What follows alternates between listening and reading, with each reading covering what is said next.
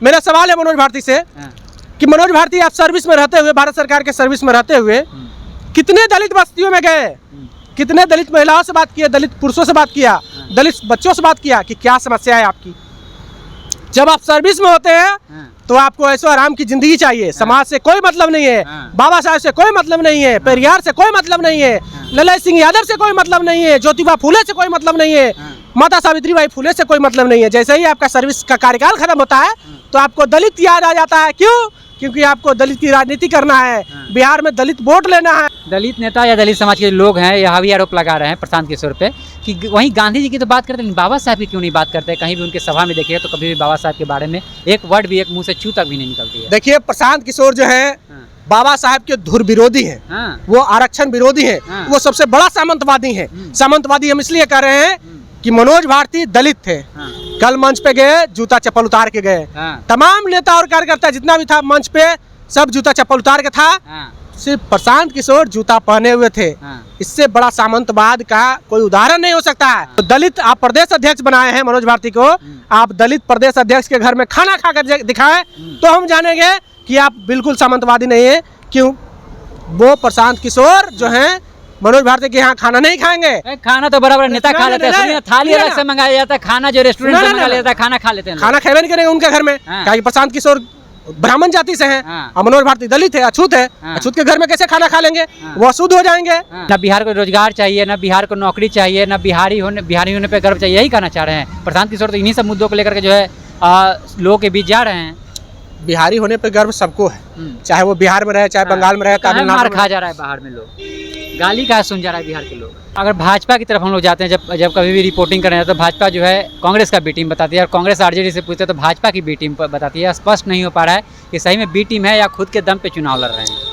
देखिए, प्रशांत किशोर को B team कहना गलत। बिहार विधानसभा का चुनाव नज़दीक है, पार्टी दमखम के साथ जो है मैदान में उतर रही है। अभी हाल फिलहाल की बात करें तो 2 अक्टूबर को जो है यानी कल प्रशांत किशोर ने जो है अपने संगठन को, जन स्वराज जो है संगठन को पार्टी में तब्दील कर दिया। और कयास यह लगाया जा रहा है कि यह जो है वोट बैंक पर जो है काफ़ी क्षति पहुंचाएगी। यानी तेजस्वी यादव, अगर आरजेडी की बात करें तो आरजेडी और बीजेपी को जो है बहुत ज़्यादा क्षति पहुंचाने वाली है। बातचीत करेंगे हमारे साथ पंकज मलिक जी हैं, वरिष्ठ पत्रकार हैं।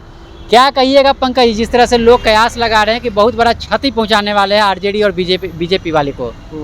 देखिए, प्रशांत किशोर के विषय में मेरा जो राजनीतिक अनुभव कहता है कि प्रशांत किशोर जितना ज़्यादा अच्छा परफॉर्मेंस करेंगे राष्ट्रीय जनता दल को उतना ज़्यादा फायदा होगा। हम चीज़ें समझाते हैं। प्रशांत किशोर का वोटर कौन है? यादव जो है, मुस्लिम जो है, पूरी तरह से कोर वोटर राष्ट्रीय जनता दल के हैं। प्रशांत किशोर के विषय में वही बात कर रहे हैं जो फर्स्ट टाइम वोटर है, जिनको विकास, डेवलपमेंट, इंफ्रास्ट्रक्चर, इन सब मसलों पर बात करना अच्छा लगता है। हालांकि बिहार की राजनीति में ये रेलेवेंट नहीं है। 40 सीट जो है मुस्लिम को देने की बात कहें, आप कैसे करेंगे? कोर वोटर इनका है, राजद का है, आप कोर वोटर कह रहे हैं। सीट देने से वोट मिल जाएगा उनको?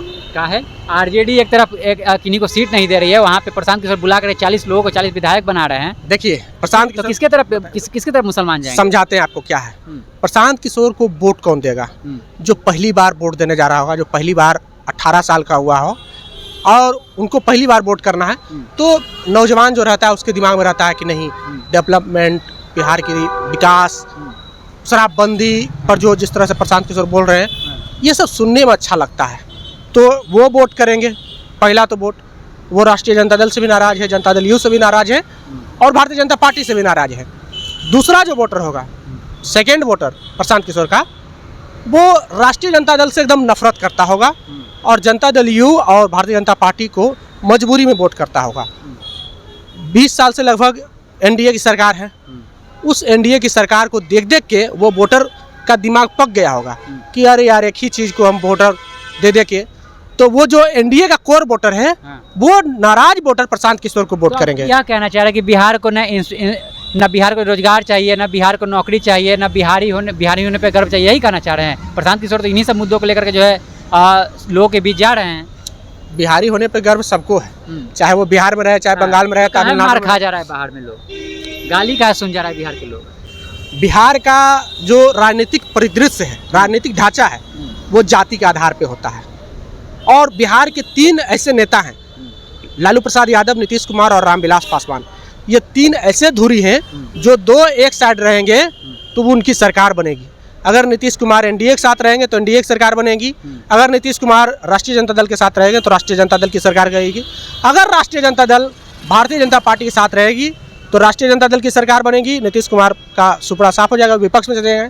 तो 3 समीकरण है, वो 2 जिधर रहेंगे वो उधर मजबूत रहेंगे। अच्छा, अगर भाजपा की तरफ हम लोग जाते हैं, जब कभी भी रिपोर्टिंग करें तो भाजपा जो है कांग्रेस का बी टीम बताती है, और कांग्रेस आरजेडी से पूछते हैं तो भाजपा की बी टीम बताती है। स्पष्ट नहीं हो पा रहा है कि सही में बी टीम है या खुद के दम पे चुनाव लड़ रहे हैं। देखिए, प्रशांत किशोर को बी टीम कहना गलत बात है, ये लोकतंत्र का अपमान है।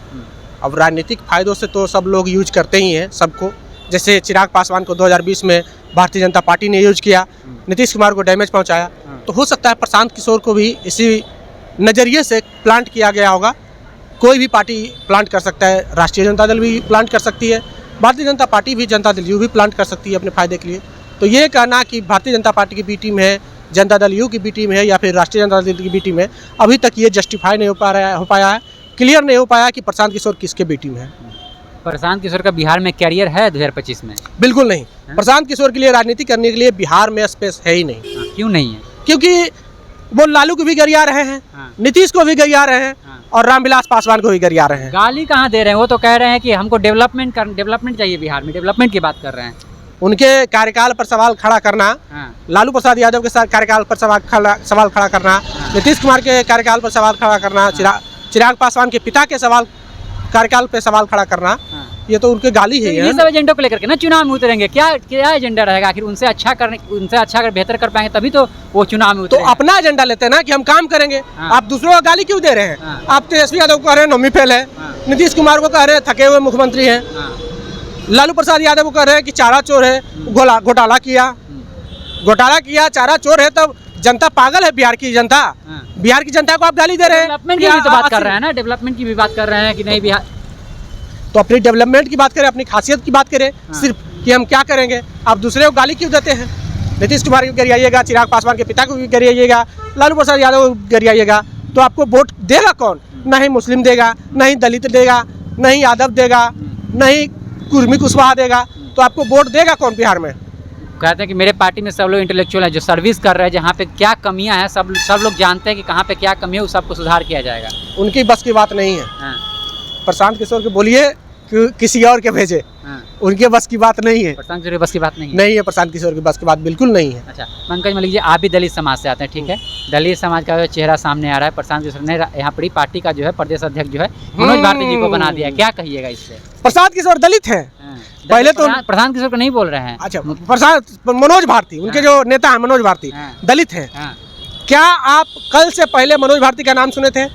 न्यूज में तो यही चल रहा है कि दलित है। दलित है। कल से पहले आप मनोज भारती को जानते थे? नहीं जानते थे, कल जाने। हम भी नहीं जानते थे, कल जाने। मेरा सवाल है मनोज भारती से कि मनोज भारती, आप सर्विस में रहते हुए, भारत सरकार के सर्विस में रहते हुए कितने दलित बस्तियों में गए, कितने दलित महिलाओं से बात किया, दलित पुरुषों से बात किया, दलित बच्चों से बात किया कि क्या समस्या है आपकी? जब आप सर्विस में होते हैं तो आपको ऐसो आराम की जिंदगी चाहिए, समाज से कोई मतलब नहीं है, बाबा साहब से कोई मतलब नहीं है, पेरियार से कोई मतलब नहीं है, ललन सिंह यादव से कोई मतलब नहीं है, ज्योतिबा फूले से कोई मतलब नहीं है, माता सावित्रीबाई फूले से कोई मतलब नहीं है। जैसे ही आपका सर्विस का कार्यकाल खत्म होता है तो आपको दलित याद आ जाता है। क्यों? क्योंकि आपको दलित की राजनीति करना है, बिहार में दलित वोट लेना है और रिजर्व सीट पे हकमारी करना है दलित का, इसलिए आपको दलित याद आ जाता है। दलित नेता या दलित समाज के लोग हैं, यह भी आरोप लगा रहे हैं प्रशांत किशोर पे कि वहीं गांधी जी की तो बात करते हैं, बाबा साहब की क्यों नहीं बात करते? कहीं भी उनके सभा में देखिए तो कभी भी बाबा साहब के बारे में एक वर्ड भी, एक मुंह से चू तक भी नहीं निकलती है। देखिए, प्रशांत किशोर जो है बाबा साहब के धुर विरोधी हैं, वो आरक्षण विरोधी हैं, वो सबसे बड़ा सामंतवादी हैं। सामंतवादी हम इसलिए कह रहे हैं कि मनोज भारती दलित थे, कल मंच पे गए, जूता चप्पल उतार के गए। तमाम नेता और कार्यकर्ता जितना भी था मंच पे, सब जूता चप्पल उतार के था, सिर्फ प्रशांत किशोर जूता पहने हुए थे। इससे बड़ा सामंतवाद का कोई उदाहरण नहीं हो सकता है। अगर प्रशांत किशोर में हिम्मत है तो दलित, आप प्रदेश अध्यक्ष बनाए हैं मनोज भारती को, आप दलित प्रदेश अध्यक्ष के घर में खाना खाकर दिखाएं तो हम जानेंगे कि आप बिल्कुल सामंतवादी नहीं है। क्यों?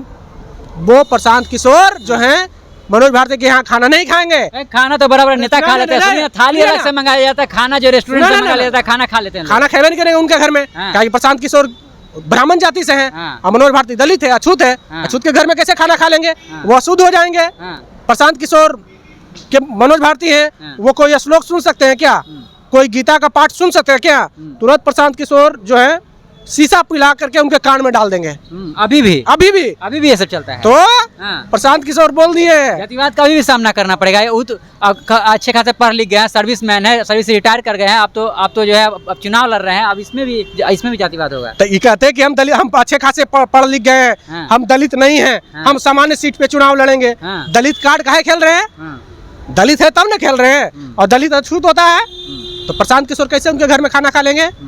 और हम ये दावा करते हैं कि अगर प्रशांत किशोर मनोज भारती के घर में खाना खा लेंगे तो हम भी उनके पार्टी के विषय में कुछ विचार करेंगे। विचार कीजिएगा, आप भी बिल्कुल। कहीं शामिल नहीं होइएगा। बिल्कुल, अगर मनोज भारती के घर में खाना खा लिए हाँ। तो हमको लगेगा कि प्रशांत किशोर आप सामंतवादी नहीं है, हाँ। जातिवादी नहीं है, हम भी उनके कुछ विषय में विचार करेंगे। हाँ। चलिए, तो आप देख सकते हैं हमारे साथ पत्रकार पंकज मल्लिक जी थे। इनको साफ तौर पे अपने वक्तव्य सुना कि क्या कितना इफेक्ट पहुंचाने वाले हैं राजद और भारतीय जनता पार्टी को। इन्होंने साफ तौर पे बताया कि क्या प्रभाव पड़ेगा 2025 में विधानसभा के चुनाव में। आपकी क्या प्रतिक्रिया है प्रशांत किशोर को लेकर के? 2025 के जो है विधानसभा चुनाव को लेकर क्या प्रतिक्रिया है? प्रतिक्रिया कमेंट बॉक्स में लिख दीजिएगा। देखते रहिए पब्लिक हेल्थ। मैं अभिषेक, बहुत बहुत धन्यवाद।